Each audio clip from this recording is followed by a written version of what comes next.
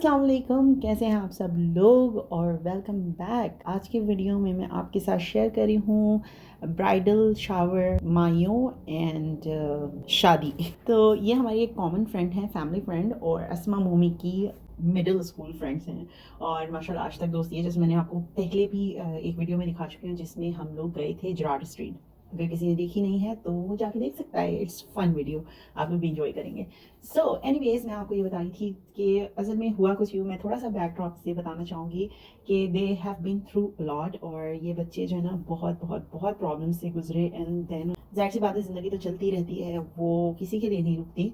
But बहुत सारी चीज़ें ऐसी हो जाती हैं जिसकी वजह से ऐसा फील होता है कि ज़िंदगी एक मुकाम पे ठहर गई है। तो फिर जो आस-पास के लोग होते हैं, जो दोस्त होते हैं, रिश्तेदार होते हैं, जो मोहल्लेदार होते हैं, वो आपको सपोर्ट करते हैं ताकि आप थोड़ा-सा पुश करते हैं आपको, ताकि आप जो है वो आगे बढ़ सकें। सो यही कुछ हुआ था अस्मा मोमी की फ्रेंड्स के साथ। असल में अस्मा और मोमी में से किसी ने वॉइस ओवर नहीं किया, मैंने उनसे ही कहा था बट उन्होंने नहीं किया। एनीवेज़ तो मैं कर रही हूँ, मोना हेयर। तो मैं आपको यही बताना चाह रही थी कि तो हुआ कुछ यूँ कि कोविड की वजह से उनकी वालदा की हो गई थी डेथ, और उसके 3 दिन के बाद उनके जो फादर थे वो बहुत ज़ाहिर सी बात है अपनी वाइफ की मौत के बाद वो बहुत ज़्यादा डिप्रेस्ड हो गए थे और किसी से बात नहीं कर रहे थे।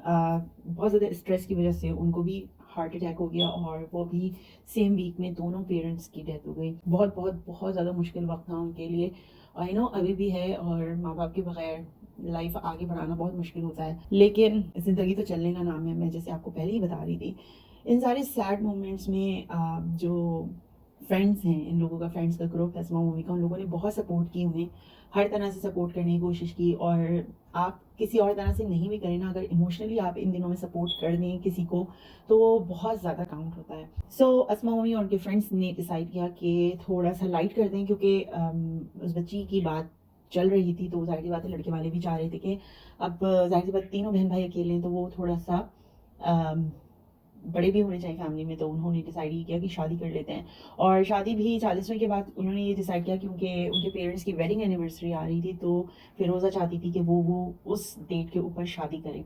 तो इसलिए बहुत जल्दी जल्दी जो है वो सारा कुछ हुआ। तो सबसे पहले ब्राइडल शावर किया, और फिरोज़ा को बिल्कुल कोई भी क्लू नहीं था कि कौन कर रहा है, किस तरह से कर रहा है। बट अस्मा मम्मी और उसकी फ्रेंड है शीबा एंड बहुत सारी फ्रेंड्स हैं, आई मीन 10-12 फ्रेंड्स का ग्रुप है।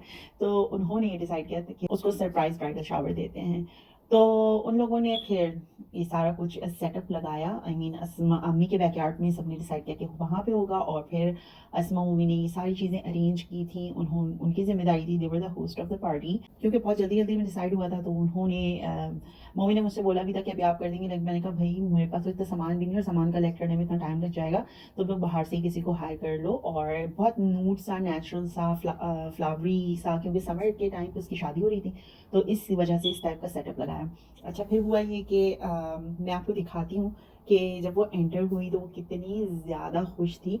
मैं ये नहीं दिखाऊंगी, फेसेस नहीं दिखा सकती, क्योंकि मैंने किसी से पूछा नहीं, किसी की परमिशन नहीं ली हुई, और हो सकता है थोड़ा सा रिपीट हो जाए ना वीडियो, तो उसके लिए मैं बहुत माजरत चाहती हूँ, क्योंकि बहुत छोटे छोटे अस्मा मूवी ने क्लिप्स बनाए थे। तो जनाब अब आप देखें रिएक्शन फिरोज़ा का, क्योंकि उसके लिए बिल्कुल एक सरप्राइज थी, बहुत ज़्यादा सरप्राइज था उसके लिए। She wasn't expecting anything like that.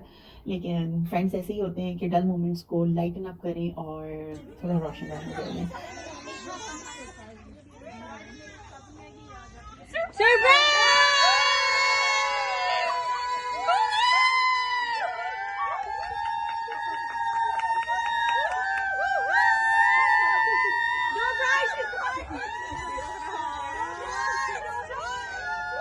Okay जनाब, तो नेक्स्ट इवेंट जो था वो था ढोलकी का, मेहंदी का, जो भी आप उसको नाम देना चाहें, कंबाइन था। और इस तरह से ये आप देख लें कितना खूबसूरत सा केक था, और बहुत ब्राइट कलर्स के साथ स्टेज वगैरह को सजाया गया था, क्योंकि मेहंदी मायूं जो होता है वो वाइब्रेंट सा होता है।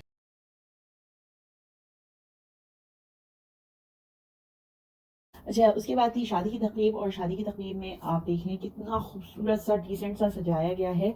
और लड़की की तरफ उसका भाई और बहन खड़े हुए हैं, और लड़की की तरफ उसके पेरेंट्स खड़े हुए हैं। आई एम रियली सॉरी, क्योंकि मैंने पूछा हुआ नहीं था, तो इसलिए मैं उनके फेसेस नहीं दिखा रही आपको, अदरवाइज़ मैं ज़रूर दिखाती, लेकिन this is how it was. और बहुत सिंपल सा और क्यूट सा और डिसेंट सा कपल है, और बहुत नाइसली, बहुत अच्छी पुट टुगेदर सबने मिलजुल के शादी की और सबने बहुत ज़्यादा इंजॉय किया।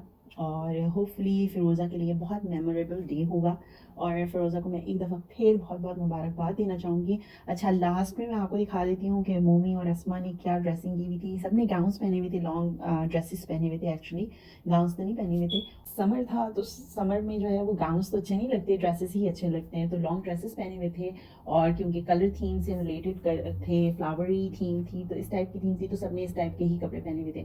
और उनके फ्रेंड्स ने भी ऐसे ही कपड़े पहने हुए थे। अस्मा ने भी कॉटन का पहना हुआ था लॉन्ग ड्रेस। अस्मा ने मुझे अपनी बच्ची की पिक्चर नहीं दी। एनीवेज, मैं आगे आपको ये दिखा रही हूँ कि केक कैसा था। अच्छा, ये जो पहला केक आप देख रही हैं, ये था ब्राइडल शावर का केक, और बहुत ज़बरदस्त सा, बहुत क्यूट सा, नाइस कलर्स। और दूसरा जो था, ऑफ कोर्स ढोलक बनी है तो ढोलकी का मेहंदी का केक था, और ये बैकड्रॉप था। ये बहुत इजी इजी बैकड्रॉप्स हैं, और ये फ़ोटो शूट के लिए जो प्रॉप्स होते हैं वो बनाए गए थे। सो आप लोग भी ये सारी चीज़ें घर पे बना सकते हैं, इस तरह का सेटअप लगा सकते हैं। वीडियो को दिखाने का मकसद ही यही था कि आप अपने घर में, अपने गार्डन में, अपने बैकयार्ड में, अपने लिविंग एरिया में इन छोटी छोटी चीज़ों से बहुत अच्छा सा माहौल क्रिएट कर सकते हैं for anything, for bridal shower, for birthday, और for for any party basically. यानी जो छोटी मोटी आप पार्टीज थ्रो करते हैं फ्रेंड्स एंड फैमिली के साथ, उनके लिए ये आइडियाज़ भी आपको मिल गए होंगे।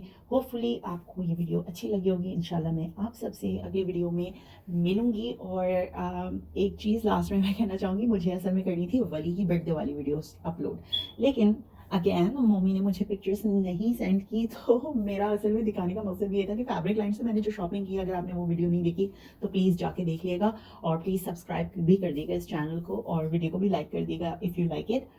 एनीवेज, मैं आपको ये बता रही थी कि मैंने उस वीडियो में बेसिकली आपको दिखाना था कि मैंने जो गारमेंट्स लिए हैं उससे मैंने क्या ड्रेसअप बनाया है, और वहाँ से मैंने क्या ख़रीदा था। होपफुली मैं किसी वीडियो में दिखा दूँगी कि कौन कौन सा कपड़ा मैंने लिया था। अच्छा, आज की वीडियो बस यहीं ख़त्म करूँगी। अपना बहुत सा ख्याल रखिएगा। इंशाल्लाह फिर जल्दी से मिलेंगे किसी और वीडियो में। अल्लाह हाफ़िज़।